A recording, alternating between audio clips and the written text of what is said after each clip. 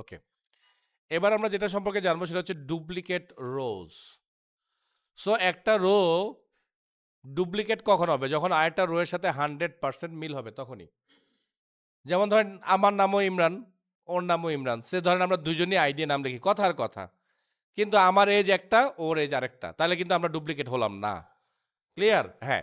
যদি আবার বলেন যে ডুপ্লিকেট নেই মাসে কোনগুলো, সেগুলো শুধু আমি বাদ দিতে চাই, মানে আমি চাচ্ছি যে এই ক্লাসের শুধু ইউনিক নামগুলোকে খুঁজে বের করতে, তাহলে ইমরান আমার নামও একবার, ওর নামও একবার, তাহলে ইউনিক নাম যদি আমরা চাই তাহলে তো দুইবার একই নাম দেখানোর দরকার নাই, তখন আমরা একবারই দেখাবো।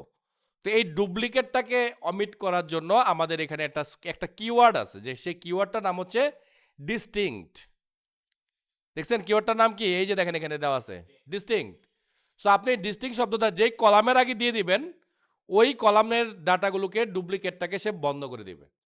এখন কি হইতে পারে সেটা, যেমন ধরেন ম্যানেজার আইডি, আপনাদের 15 জনের ডাটা যদি আমি ডেটাবেজে সেভ করি, এবং আপনাদের সবার টিচারকে আমি, এখন আপনারা যদি ডিস্টিং করেন যে এই আমাদের এই 16 জন বা 15 জন স্টুডেন্টের টিচার কে বা কয়জনের নাম আসবে? যদি আমি ডিস্টিং করি তাহলে একজনের, আর যদি ডিস্টিং না করি তাহলে আমার নাম 15 বার আসবে, তাহলে আমার নাম তো 15 বার দেখানোর দরকার নেই, তাই না? সো তখন আমরা ইউজ করব কি? ডিস্টিং কিওয়ার্ড। ক্লিয়ার? Let's try. আমি প্রথমে এই কোয়েরিটাকে চালাতে চাচ্ছি, আমি দেখবো আসলে কতগুলো ডাটা আমি পাই। হ্যাঁ, সো আমি রান করলাম।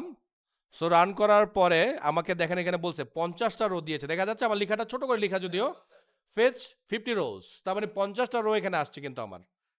এবার আমি এখানে ডিস্টিং কথাটা অ্যাটাচ করি, আবার চালাই, রো আসছে মাত্র 12টা, তার মানে সেম জিনিস বাদ দিয়ে দেওয়া হয়েছে। কারণ ডিপার্টমেন্টে তো এক ডিপার্টমেন্টে 10টা এমপ্লয়ি থাকতেই পারে, আপনার যেমন এক সাবজেক্টে 15 জন স্টুডেন্ট আছেন, তাহলে তখন তো সবাইকে দেখাচ্ছিল।